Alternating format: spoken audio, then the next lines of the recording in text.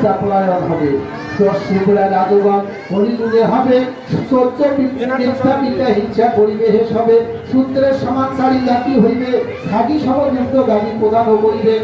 অর্থাৎ ছাগল যে দুধ দেয়, গাভীও সেই দুধ দেবে, আর মানুষ সবার শত্রু পরায়ণ হয়ে গেছে। এখন তো অনেকে বলতেছে আরে আগের যুগ আছে, হ্যাঁ, ব্রাহ্মণ ক্ষত্রিয় বৈশ্য শূদ্র এক পাতে খাচ্ছে, এক গ্লাসে জল খাচ্ছে, একই শাড়িতে বসতেছে, সবাই সবার বাড়িতে গিয়ে গোবিন্দের ভোগ লাগাইয়া হরে কৃষ্ণ হরে রাম কৃষ্ণ হয়ে যাচ্ছে। এরকম অবস্থা হয়ে গেছে। আর স্বর্গে হেরে নেয় হইবে তখন, বিবাহ বিষয়ে ডুবি হবে সর্বজন, পিতা মাতা তেজি সব বাদ্য বসত, শালা শালী লয়ে রবে আনন্দে মগন। চিন্তা করছে, বিবাহ বিষয়ে মানুষ ডুবি হবে, শালা শালীকে নিয়েই থাকবে।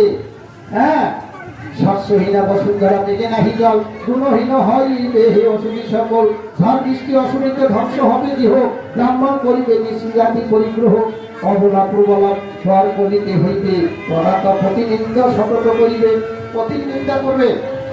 আজকে মায়ের জাতিদের উদ্দেশ্যে আমি বলছি, আপনারা কদাচ প্রতিনিন্দা করবেন না। হ্যাঁ, কদাচ প্রতিনিন্দা করবেন না। নাস্তি স্ত্রীনার পিতৃযজ্ঞ না প্রথম না পূর্বসনা প্রতি সেবা শুশ্রূষে যন্ত্রে সর্বলোক মহিলাতে। কোন নারী যদি স্বামীর সেবা না করে, শ্রী হরির সেবা করে, ভাগবত জয়ন্তীতে এসে নাম যজ্ঞে গিয়ে হরিনাম শুনে গোবিন্দ পথ পেতে চায়, কোনদিনকার জন্য তার সেই স্বপ্ন পূরণ হবে না। কারণ প্রতিনিন্দা করা যাবে না। আপনারা জানেন, সতীর কথা শুনেছেন। অর্থাৎ যে সতী পরজন্মে তিনি হিমালয়ের কন্যা পার্বতী হয়ে জন্মগ্রহণ করেছিলেন। দক্ষ রাজার কন্যা ছিলেন। দক্ষ রাজা তিনি যজ্ঞ করেছিলেন, শিব শম্কর ভোলানাথ শ্মশানে থাকে বলে তাকে তিনি আমন্ত্রণ করেননি। সতী বলেছিল চলো না একটু যাই, বাবা হয়তো ভুলে গেছে, তা আমরা একটু যাই। সে বলেছে আমি যাবো না, বিনা নিমন্ত্রণে শ্বশুর বাড়িতে যাবো না, যজ্ঞে যাবো না। সেখানে কি হলো, সতী অনেক অনুরোধ বিনোরোধ করে যে আমি একটু ঘুরে আসি, একটু বাবার বাড়ি থেকে ঘুরে আসি। তখন সতী একাই গিয়ে তার বাবাকে বললো, বাবা আমার স্বামী কি তোমার জামাই না? বলছে না, যে শ্মশানে থাকে মাসানে থাকে সে আমার জামাই হতে পারে না, যার গৃহ নাই, যার অট্টালিকা নাই, সে আমার জামাই হতে পারে না।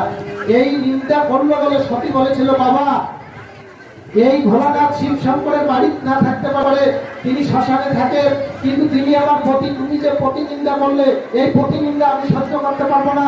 এই মুহূর্তে আমি পণ করলাম, এইখানে আমি আমার দেহ ত্যাগ করবো। জয় জয় সতী দেবী প্রতি প্রমানন্দে।